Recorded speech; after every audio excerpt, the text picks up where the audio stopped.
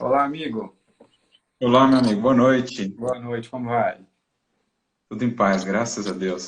Que bom, ficamos felizes. Vamos aguardar só alguns instantezinhos e a gente já dá início aqui. Vamos convidando mais alguns amigos para entrarem. Como é que estão as Ah, coisas aí? Frio? tudo em paz, graças a Deus. Feliz de ver, né, a Casa do Caminho também semeando por esses meios agora, né, com várias palestras programadas aí, que o trabalho possa crescer, que as sementes possam alcançar o solo dos corações. Muito bacana, a gente fica muito alegre. Nós que devemos tanto a essa casa, é sempre uma alegria estarmos, de algum modo, quitando esse débito para com a espiritualidade amiga dessa casa. Graças a Deus nós temos essa chance e nós estamos firmes com ela e com o apoio dos nossos amigos aí, você sendo um deles, né? Temos muita honra aí fazer parte disso tudo juntos, né? E que Tamo honra junto. você poder falar com a gente hoje, no dia de hoje, né? Que dia especial aí, que o mundo inteiro está sendo contagiado pelo vírus do amor, né? De mãe, que é algo que é maior que qualquer coisa, né? Que nos tenha de ruim, né? Então, o amor de mãe está colocando um pouco mais suave, né? Esses instantes De de... doçura. Exatamente. Meu amigo, eu acho que a gente pode ir dando início já, né? Vamos, né, Ok? cumprir com nosso horário. Nossos amigos estão todos conectando já. Então, para quem não me conhece, meu nome é Augusto. Eu estou à frente aí do departamento de comunicação da casa e hoje nós temos a honra de estar com o nosso amigo, que eu também tenho a honra de tê-lo aqui como amigo já tem alguns anos já. Arthur hoje reside em São Carlos. Ele já é trabalhador assíduo aí da Seara Espírita já tem alguns anos já, né, Arthur? Um E pouquinho. hoje, um pouquinho, nessa vida, né, Arthur? Vamos dizer assim. Em outras, acredito que sem dúvidas nenhuma também era. E hoje nós vamos ter aqui o nosso amigo, Arthur, explanando um pouco para a gente sobre o tema Cânticos da Esperança. E todo o início de live a gente deixa claro, né, que nós deixamos o tempo livre entre 30 minutos, 40, dependendo, né, do discorrer, para que ele fale sobre o tema, né, de forma livre e a partir de 30 minutos, dependendo se alguém colocar alguma coisa aqui, a gente para nesse segundo instante para a gente tirar algumas dúvidas, ok?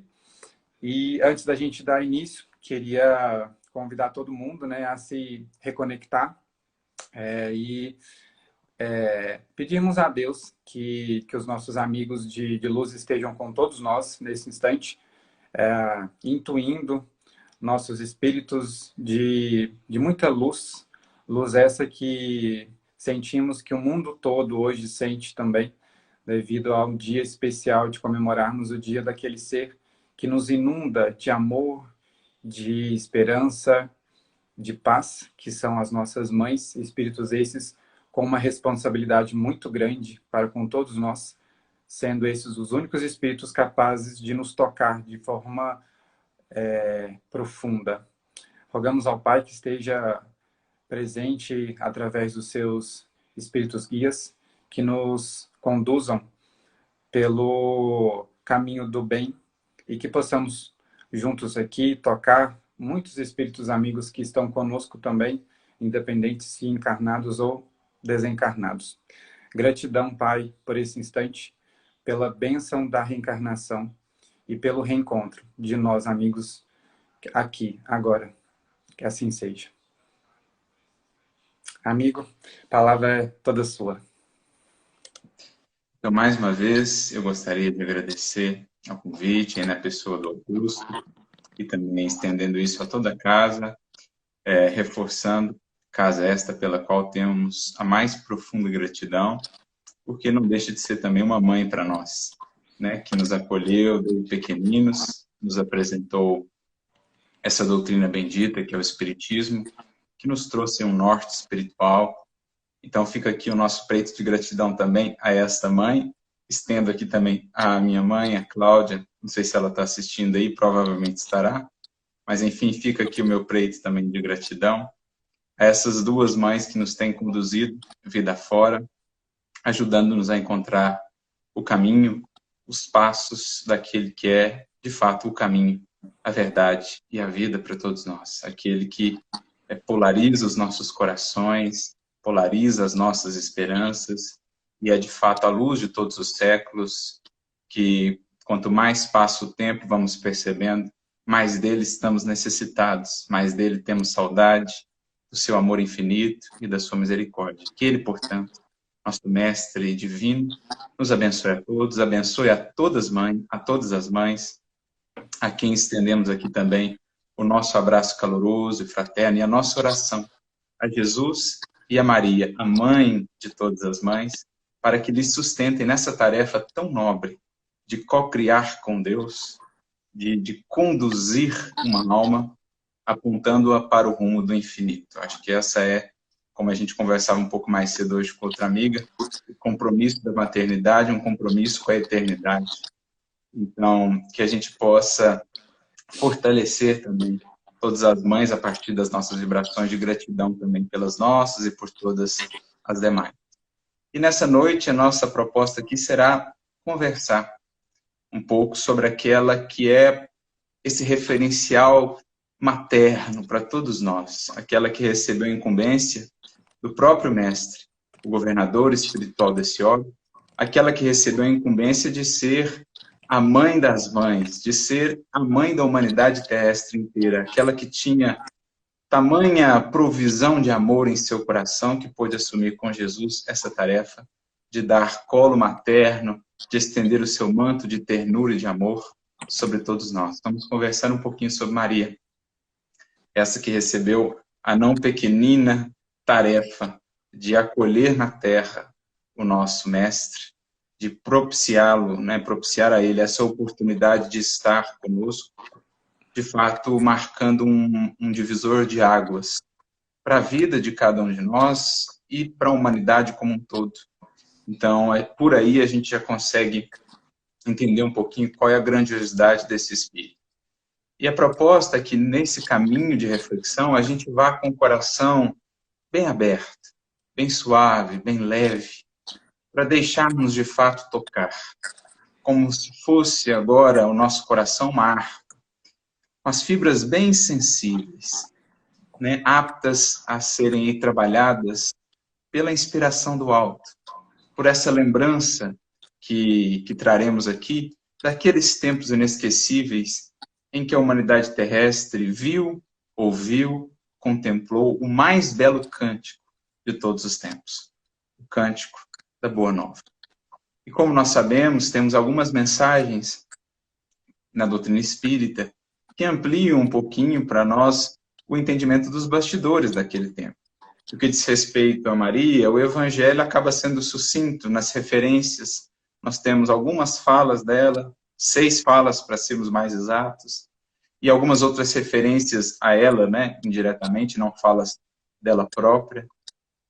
Mas a doutrina espírita, através de Humberto Campos, Amélia Rodrigues e outros espíritos, ampliarão para nós essa percepção, essas informações sobre esse espírito, sobre a sua tarefa, sobre o que aconteceu com ela, né, depois da partida de Jesus, qual foi a sua vida após a partida do mestre, a que ela se dedicou, para onde foi, o que fez. Então isso é uma benção, porque enriquece para nós essa visão do Evangelho, nos mostra esses bastidores que são tão encantadores como aquilo que já está no Evangelho. Lembrando que, como o próprio João Evangelista diz, né, no finalzinho do seu Evangelho, a respeito de Jesus, se fosse ele escrever em livros tudo o que ele fez, nem todos os livros da Terra poderiam conter tamanha grandeza. Creio que, de um modo geral, se pensamos no Evangelho e nessas personagens que gravitam mais proximamente em torno da figura inesquecível de Jesus, também os livros não poderiam conter, né, não poderiam abarcar tudo que foi aquele momento para a história da humanidade terrestre. E a vida de Maria, sem sombra de dúvidas, é um desses grandes baluartes que o Cristo teve né? Certamente um espírito que foi escolhido para isso, tinha uma tarefa muito específica, mas que revela pela sua própria vida, pela postura, né, que a gente vai vendo ao longo da tarefa de Jesus, especialmente naqueles momentos culminantes da cruz, a gente vai vendo a grandeza desse Espírito. Então, nada melhor do que aprendermos com ele também. Eu me lembro de uma mensagem de Emmanuel, que está no livro Caminho, Verdade e Vida, capítulo 171, que inclusive é um comentário de uma dessas falas de Maria, né? Fazei tudo o que ele vos disser, como ela diz lá nas bodas de Caná. E nesse comentário, Emmanuel faz uma analogia interessante sobre o que é o Evangelho. Ele diz que o Evangelho é como se fosse nosso sistema solar, fazendo uma analogia, no qual o Cristo é o centro, ele é o Sol, ele é o grande polo, né, em torno do qual gravitam as demais figuras que refletem essa grandiosidade também, em maior ou menor escala. E Maria é um desses grandes satélites, é capaz aí de refletir também essa luz divina do Mestre, gravitando em torno da figura dessa figura grandiosa que é Jesus. E nós vamos recorrer aqui a uma dessas referências que citávamos, que é uma mensagem que está no livro Boa Nova, né? No capítulo 30 do livro Boa Nova, nós temos uma referência aqui de Humberto Campos acerca do que foi essa vida de Maria a posteriori, depois da partida de Jesus. E a gente, como sabe, Jesus, no momento culminante ali da cruz, ele, digamos assim, ele encomenda Maria a João e João a Maria. Ele estabelece o vínculo, né, entre aqueles dois corações, dizendo: mãe, eis aí o teu filho, filho, eis aí a tua mãe. Jesus ali, ele amplia essa maternidade, ou pelo menos ele convida Maria a ampliar essa sua maternidade para uma maternidade universal. João ali é um símbolo, né, de todos os seus filhos espirituais, todos aqueles que ela haveria de adotar, então, por amor ao seu filho, por amor ao Mestre. E então, a gente sabe dessa relação entre eles. E Humberto de Campos, nesse capítulo, que não por acaso encerra o livro Boa Nova, para dar esse tom muito especial, esse tom bem voltado para o sentimento, ele resolve encerrar o Boa Nova com isso. Então, ele nos fala que depois da partida de Jesus, ela fica por um tempo ali na região da Bataneia, que era a região de onde provinha sua família, fica ali meio sem saber ainda o que fazer, até que João, depois de ter se estabelecido já em Éfeso, volta e a leva com ela para Éfeso, onde ela ali passa a ter a sua famosa casinha, onde, enquanto João lá estava preso, tarefado com as atividades na igreja de Éfeso, depois foi auxiliado também por Paulo, por muitos outros colaboradores, ela ficava lá na sua casinha, acolhendo, amparando aos seguidores de Jesus, contando-lhes as histórias, as lembranças, de modo que a sua casinha se tornou um ponto de referência para todos os sofredores, para todos os discípulos do seu filho que a buscavam, buscando justamente consolo, buscando justamente esperança. É ali que ela cunha a famosa frase, que depois seria também enviada a Chico Xavier quando ele pede, por intermédio de Emmanuel, uma orientação de Maria, no momento difícil que ele vivia. Ele ouve dela, ou recebe dela, a frase que ela já dizia lá atrás aos seguidores de Jesus: isso também passa. Ou seja, olhemos para o futuro, não nos prendamos no imediato, não nos prendamos tanto às circunstâncias, tudo na vida, fora de nós, passa, se transforma. Mas dentro, nas bases seguras da comunhão com o divino, sustentados pelos pilares fundamentais da fé e da esperança, estaremos sempre fortalecidos para lidar com quaisquer experiências, com quaisquer desafios. Então, ali ela cunha essa frase: isso também passa. E ali ela vive por muitos anos, acolhendo, amparando e tudo mais, até que um dia, em especial, ela é visitada por um indivíduo singular, que se apresentava como um mendigo, um peregrino, e ela havia já ouvido falar, pouco tempo antes, já das perseguições que eram movidas contra os seguidores do seu filho em Roma. Estavam iniciando-se ali as perseguições mais intensas, especialmente no período de Nero. E ela então faz uma oração por esses seguidores de Jesus e poucos dias depois, ou no dia seguinte, esse peregrino aparece por ali. Esse mendigo, ele adentra então, começa a conversar com ela e em determinado momento então ele se revela dizendo: minha mãe, eis que chegou o momento, vim te buscar para as alegrias do reino do meu pai. Quero, meu pai, que sejas nesse reino a rainha dos anjos. E ela, então, na hora que percebe que aquele peregrino era, na verdade, seu filho, porque ela contempla as suas mãos e Jesus se apresentava com as marcas, com as chagas, ela, então, cai em pranto, né, de emoção, e dali ela não se ergue mais, ela viria a desencarnar pouco tempo depois. E é a partir de então que nós recorremos à narrativa de Humberto de Campos, quando ele fala desse desprendimento de Maria do corpo físico, como se deu, e ele relata uma passagem muito bonita, muito marcante, tocante, a respeito desse processo de desenlace de Maria.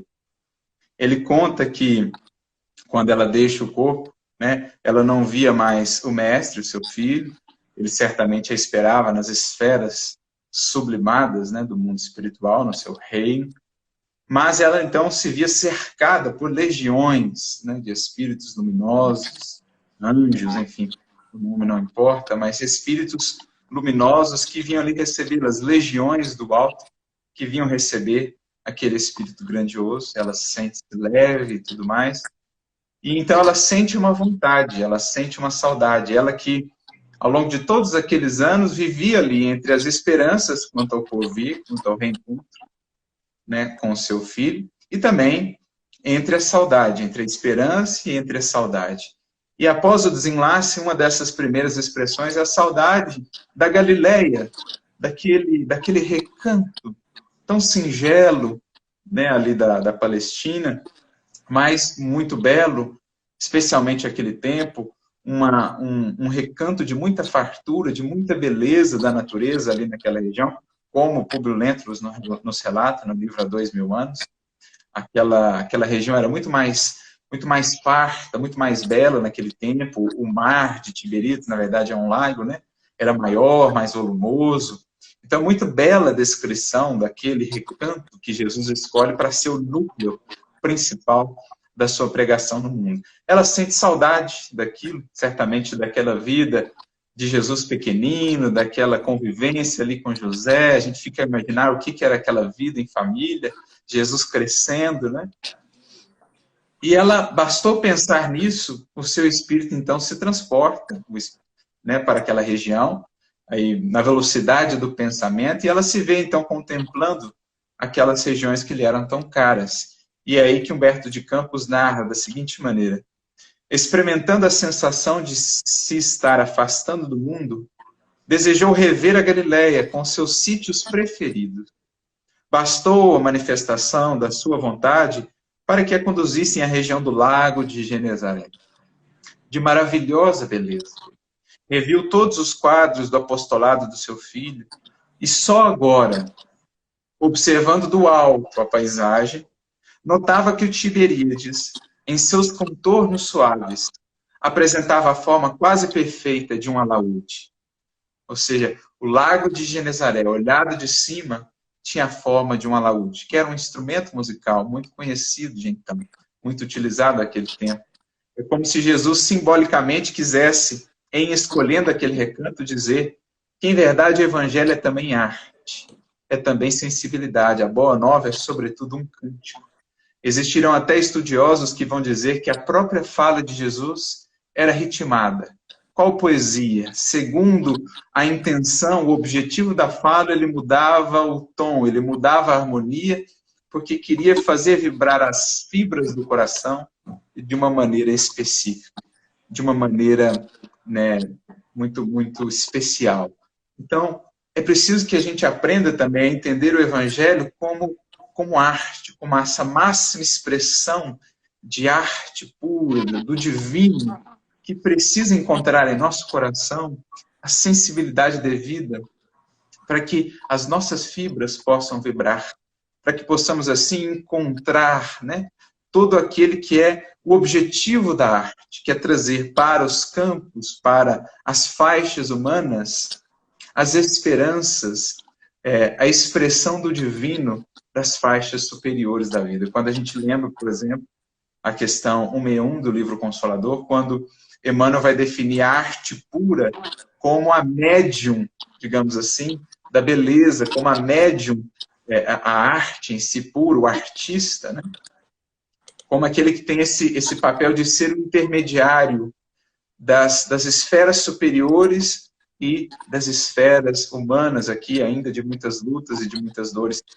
O artista, e Jesus sendo esse artista por excelência, vinha ser aquele que permitia, por meio de si, das suas palavras, que toda a beleza, a grandeza e a harmonia das mais sublimadas esferas pudesse alcançar a nossa esfera humana, né, o campo de nossas dores e de nossas lutas, para nos encantar, para nos inspirar, para polarizar em nossos corações a esperança. É essa definição que Emmanuel traz lá de arte, no livro Consolador, e aí a gente entende o apóstolo Paulo, quando ele diz na questão 1009 do Livro dos Espíritos, que o Cristo, enquanto esse referencial divino que nos é dado, ele foi aquele que apresentou para nós o que é o objetivo da criação, que Paulo lá diz nessa questão, consiste no culto harmonioso do belo e do bem. Então Jesus não é somente o mestre do bem e do amor, Jesus é também o mestre do belo. Porque esse é também um objetivo da criação. Aprendermos a ler o Evangelho como arte. Aprendemos a sentir o Evangelho mais do que simplesmente raciociná-lo. E é por isso, talvez, que ele escolhe aquele lago, dentre tantos outros que ele poderia ter escolhido para ser o foco principal da sua tarefa, um lago com formato de alaúde, justamente para expressar essa sua vontade de que a Boa Nova fosse também reconhecida como o mais belo cântico espiritual que a humanidade já viu. Então ela vê e percebe isso só em espírito quando conseguiu ver de cima o formato do lago. Lembrou-se então de que naquele instrumento da natureza, Jesus cantara o mais belo poema de vida e amor, em homenagem a Deus e à humanidade. Então é um poema ao mesmo tempo para Deus, Jesus expressando a sua fidelidade e o seu amor a Deus, mas também é um poema voltado à humanidade.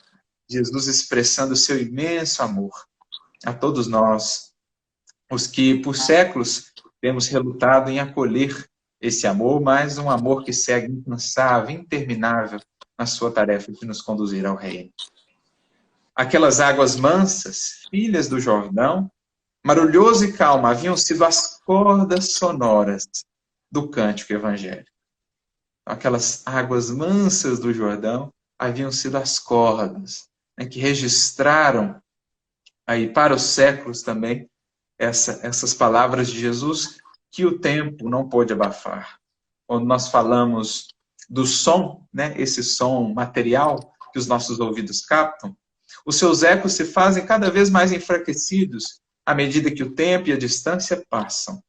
No entanto, no que diz respeito às palavras de Jesus, que eram antes palavras voltadas ao Espírito, e, portanto, palavras de vida eterna, os ecos dessa sua mensagem, o tempo, o espaço, não os puderam abafar. Pelo contrário, só o fizeram intensificar ainda mais esses ecos da Boa Nova. E aí, depois dessa experiência na Galileia, ela se lembra, então, daqueles tutelados, discípulos do seu filho, que passavam pelas duras provas da perseguição, pelas duras provas dos testemunhos mais difíceis, como ela havia ouvido enquanto encarnada ainda. E ela então deseja visitá-los. Basta que ela pense então em Roma e logo ela é transportada para a grande cidade. A cidade famosa por suas 7 colinas e pela beleza das suas construções e dos seus mármores. Ela então chega à grande cidade e logo vai em busca da prisão onde ali estavam os perseguidos por amor ao Evangelho. E é então que Humberto de Campos nos escreve a postura dessa mãe, atendendo justamente aquele pedido do seu filho e mestre de todos nós, para que estendesse, né, os raios desse seu amor materno a toda a humanidade e também aos aos seguidores do seu evangelho de amor? Conta-nos Humberto de Campos.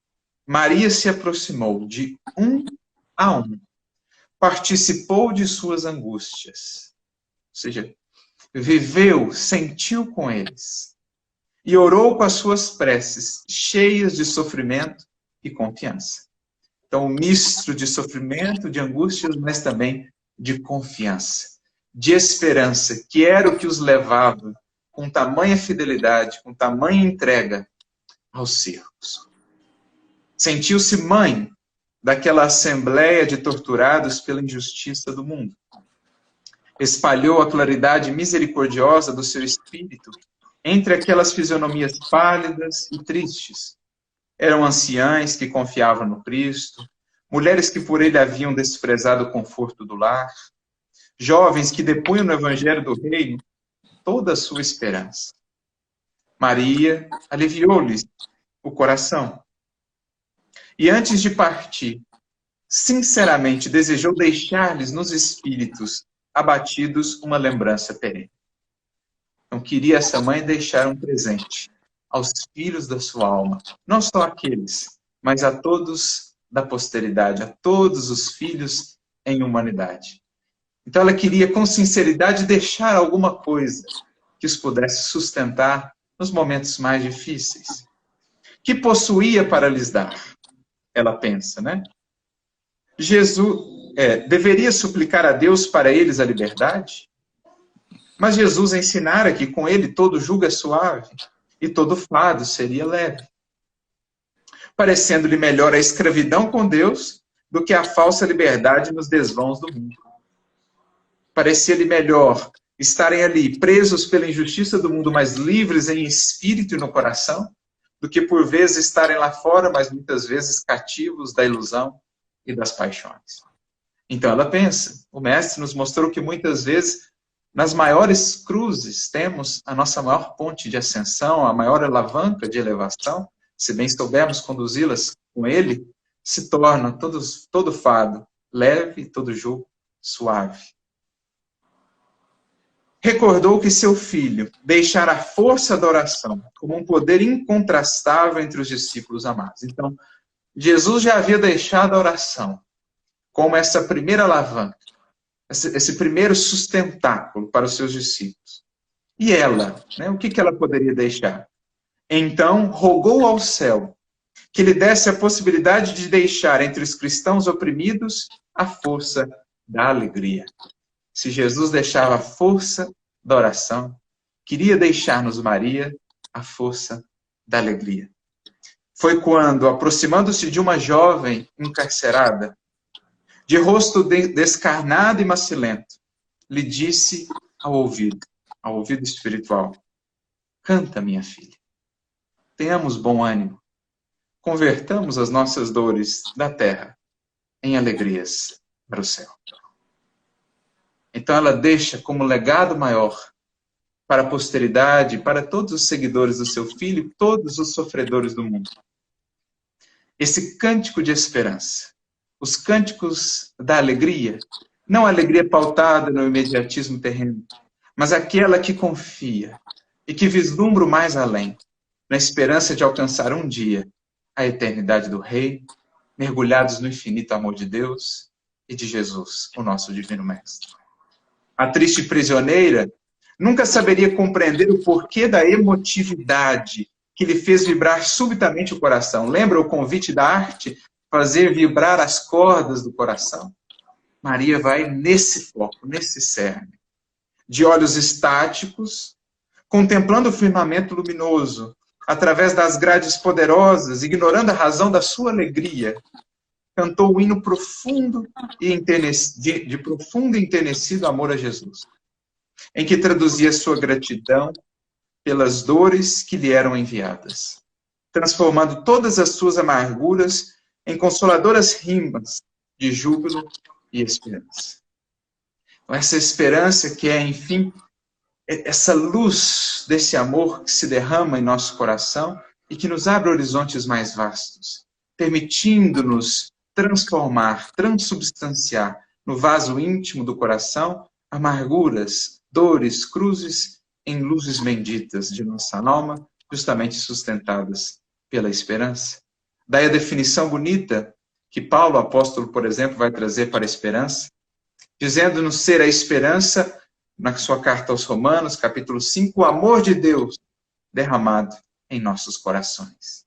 Ou também outra feliz definição de esperança, muito similar a essa de Paulo, que gosto muito dessa vez de Emmanuel, mais uma vez no livro Consolador, na questão 257, quando ele nos dirá que se a fé é a divina claridade da certeza, ou seja, o sol, é a esperança a luz do luar, destinada a brilhar justamente nos momentos mais sombrios da caminhada humana. É o reflexo da luz divina em nossa alma, que se faz então luz para os nossos caminhos, mesmo nas noites mais sombrias. E é esse o grande convite que precisamos aprender com Maria a encontrar, a alcançar internamente, criando em nós essa tal confiança, essa tal entrega, essa tal esperança, que nos permitamos, que aprendamos então a consubstanciar e a transformar quaisquer dores, quaisquer lutas em esperanças ainda mais luminosas com relação ao reino de Jesus. E ele prossegue então dizendo, daí a instantes, seu canto melodioso, o da jovem, né, era acompanhado pelas centenas de vozes dos que choravam no cárcere, aguardando o glorioso testemunho. Logo, a caravana majestosa conduziu ao reino do Mestre, a bendita entre as mulheres, e desde esse dia, nos tormentos mais duros, os discípulos de Jesus têm cantado na terra, exprimindo o seu bom ânimo e a sua alegria, guardando a suave herança de nossa Mãe Santíssima. Então, essa é a lição que Maria nos deixa. Desse coração que soube ser assim, tão entregue, fazer-se entregue à vontade divina, é preciso aprendamos a incorporar esse espírito de entrega, de confiança, de fidelidade, de esperança, para que nas sombras mais difíceis do nosso caminho, possamos entoar os cânticos justamente dessa esperança que nos sustenta e que nos acalenta o coração. É preciso aprendamos a sensibilizar assim o nosso coração e mantê-lo de tal modo conectado a Jesus, ao seu amor, que não nos falte jamais os recursos para encontrarmos forças, sabe-se lá de onde, que o mundo não vê, mas que nós, no íntimo, no mais profundo desse santuário, saberemos de onde vêm esses cânticos enternecidos da nossa confiança naquele que nos prometeu jamais nos desampararia. Era isso que levava aqueles cristãos a entrarem naqueles círculos com aquela confiança, cantando, entoando hosanas a Deus, o Senhor da vida, e ao Mestre, que os permitia testemunhar a sua esperança. Como nos diz o Espírito Lázaro, no Evangelho segundo o Espiritismo, quando o Mestre pronunciou a divina palavra amor, os mártires, então, ébrios, ou seja, preenchidos, repletos de esperança, desceram aos circos. Hoje os circos já não são mais os das férias. Hoje o circo dos nossos desafios e testemunhos é o mundo, com as suas lutas, com os seus convites, com as suas experiências.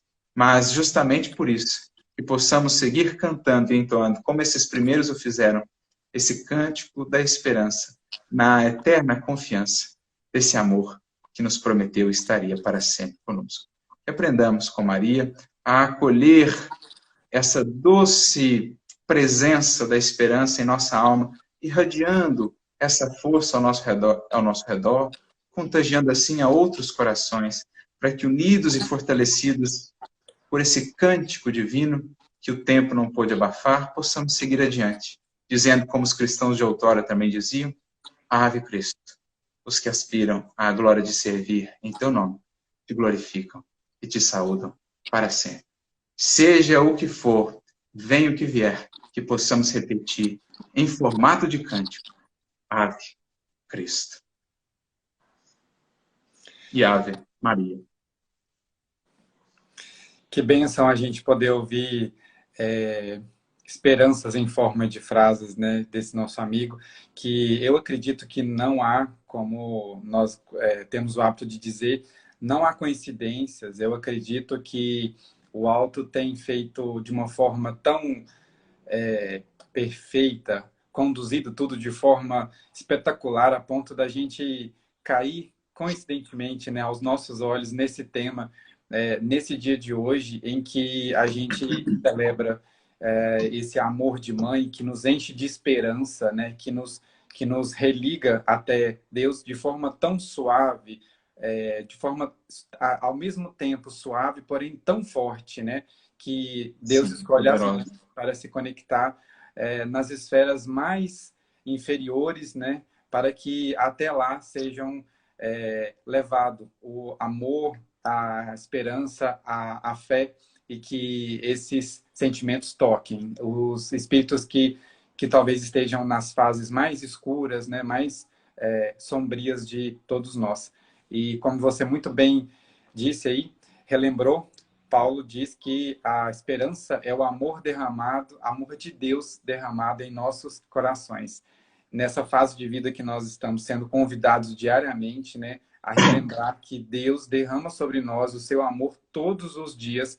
Nós podemos, em meio aos cânticos, que como o próprio tema desse assunto de hoje nos lembra, amar a Deus em forma de agradecimento. Creio que não houve coincidência alguma. Eu acho que nós somos meros trabalhadores, né, de Deus, né, e junto com Ele tentando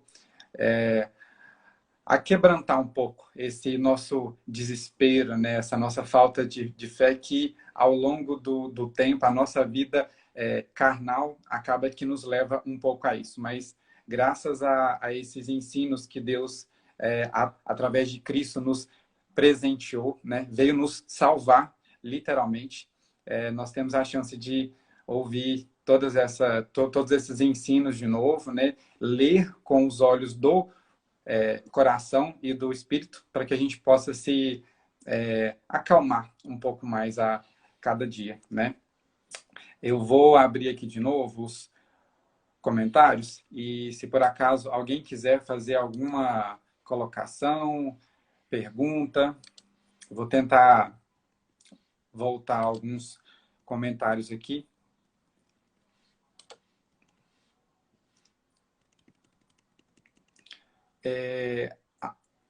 Amigo, eu queria que você comentasse um pouco.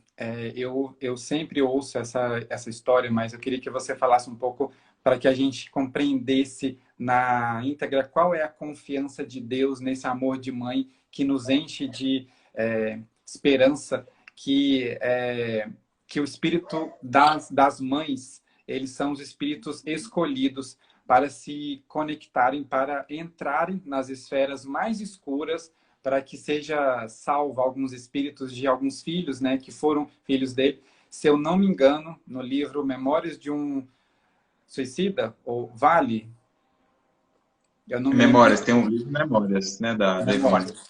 Tem uma história que o único espírito capaz de entrar nesse plano, né, seria o espírito de uma mãe, para que tocasse o espírito desse filho que já estava em um estágio muito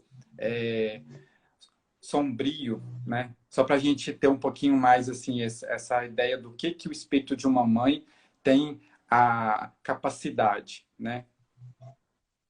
A ideia, né, é que o vínculo que se estabelece entre os dois espíritos, aí, no caso a mãe e o espírito que ela recebe por meio da maternidade, é um vínculo muito profundo, né? Claro que vão existir infinitas gradações de acordo com a condição dos espíritos envolvidos, mas de um modo geral estabelece-se ali um vínculo muito profundo. Como a gente vê no livro Entre a Terra e o Céu, no capítulo 30, o próprio André Luiz vai nos trazer lá a definição de que o processo do maternar, de receber um filho, por exemplo, permitir a ele a oportunidade de novamente estar na matéria, é um processo de enxertia mental, de uma enxertia psíquica. Isso estabelece vínculos profundos, e quanto mais esse amor, esse sentimento vai se depurando, maior é o devotamento desse espírito materno pelos rebentos, digamos assim, da sua alma.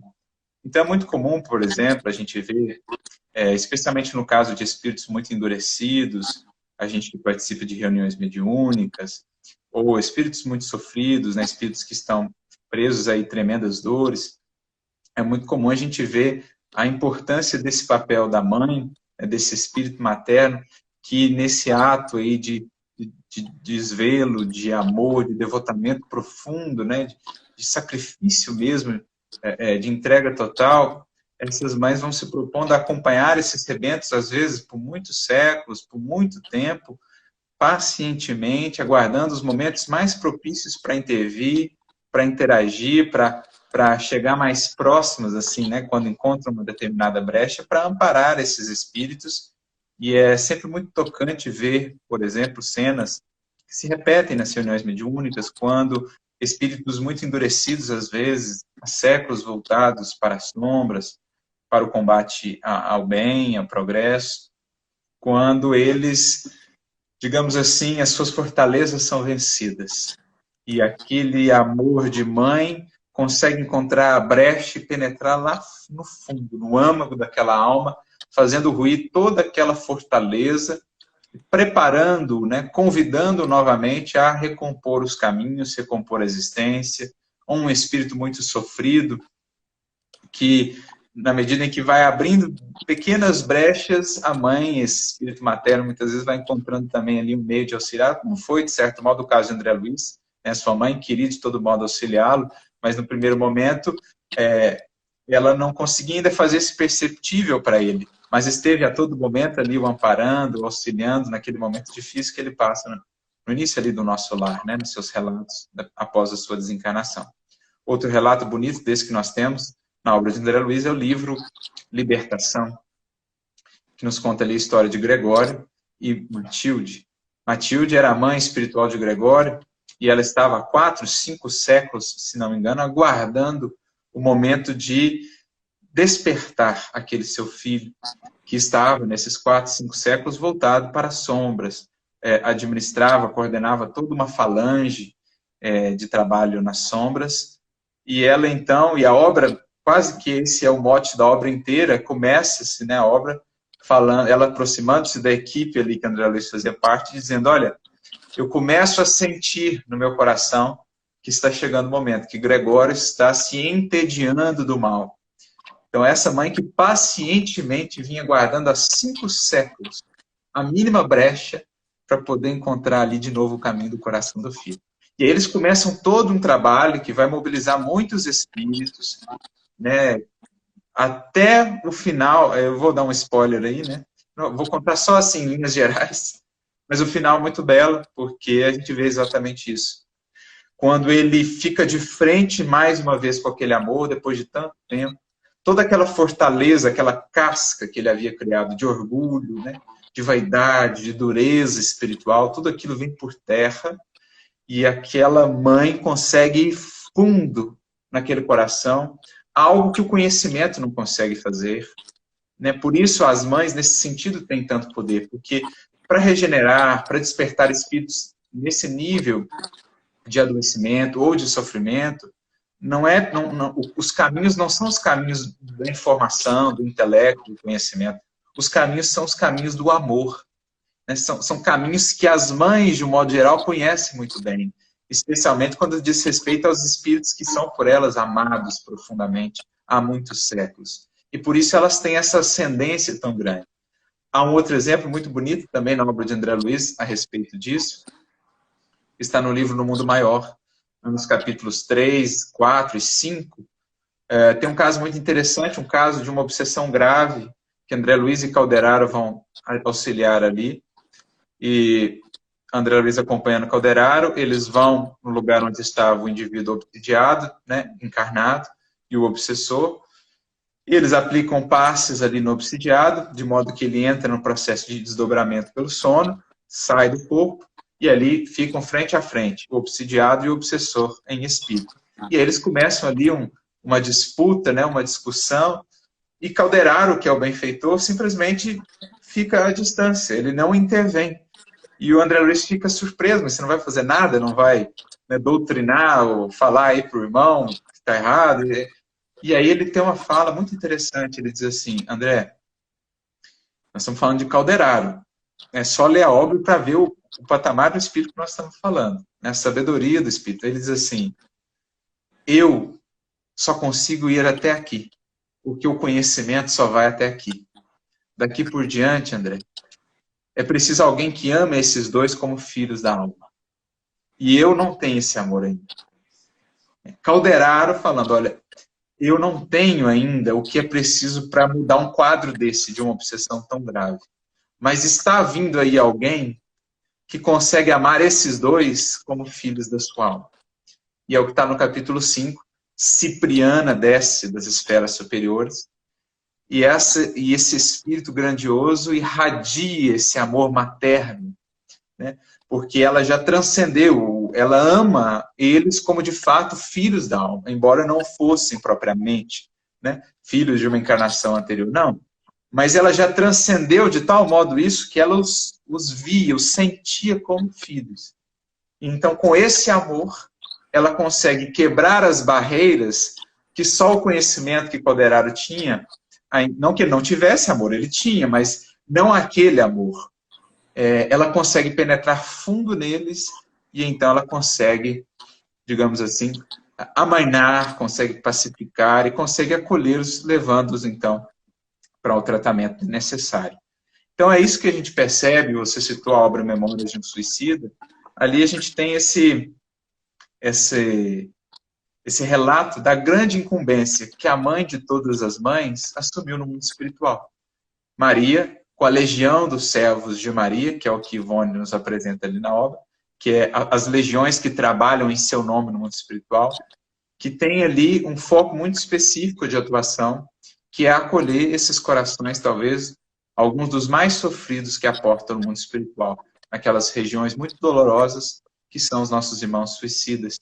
Então, só mesmo esse coração materno, esse colo de mãe, para poder, aos poucos, amainando aquelas dores, indo fundo naqueles corações, convidando-os ao seu erguimento. Então, por isso que elas têm tanta descendência, por causa do amor.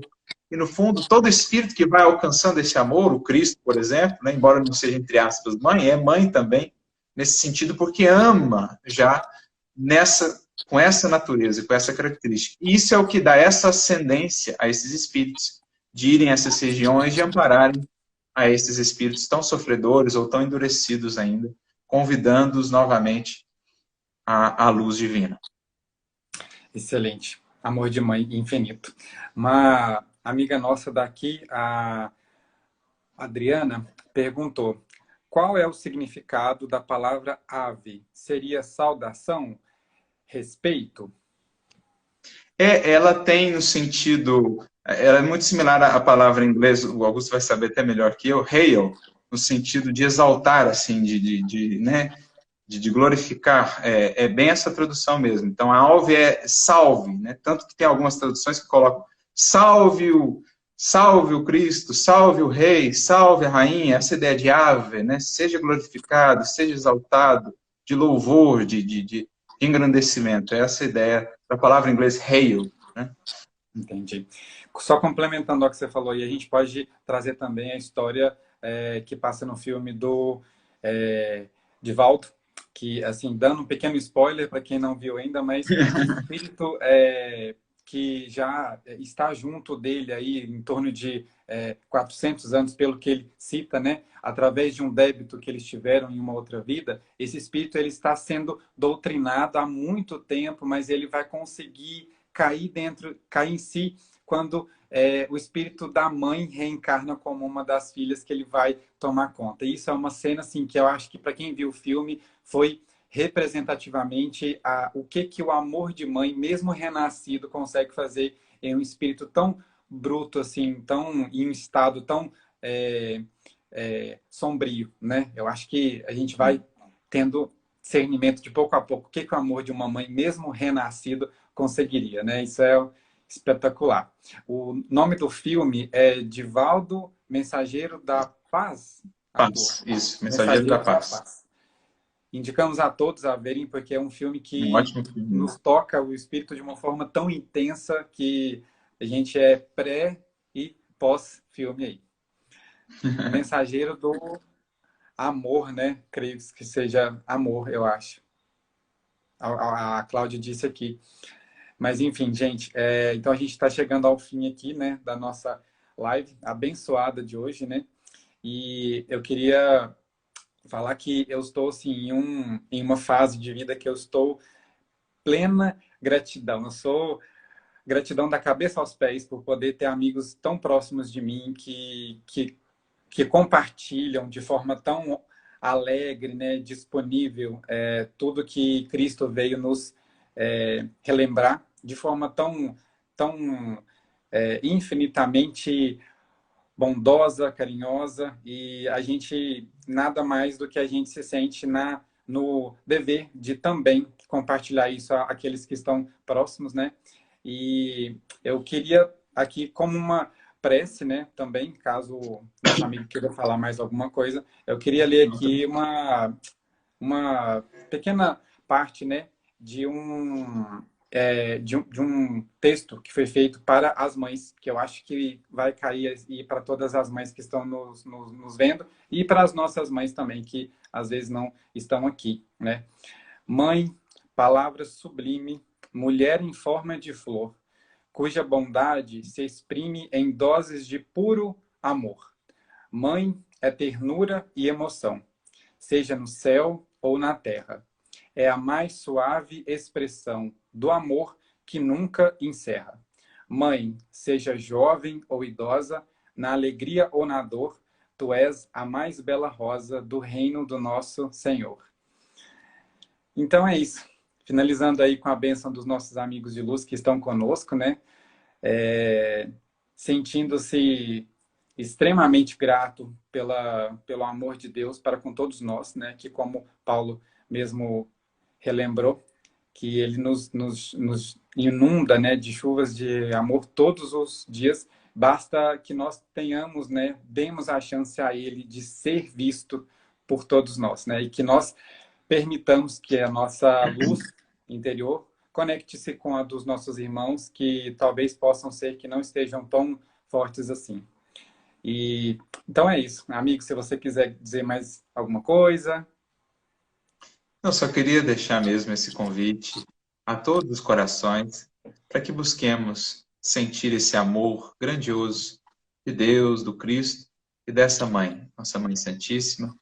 Possamos atender essas suas palavras, convidando-nos a aprender a converter as nossas cruzes em luzes benditas para o reino, a todas as sombras da terra em esperanças para o céu.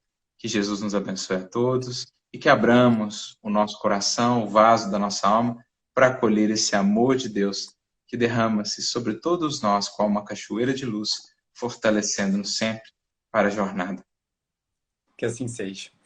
Pessoal, para quem não conseguiu ver toda a nossa conversa, essa live vai estar salva no Instagram da Casa do Caminho Patrocínio, tá? Então, quem quiser assistir mais uma vez, vai estar lá.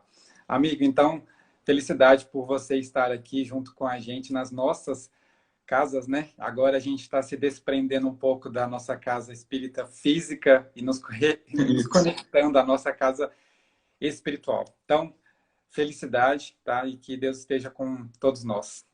Obrigado. Que assim seja. Obrigado, viu? Muita paz, muita luz. Assim seja para todos nós.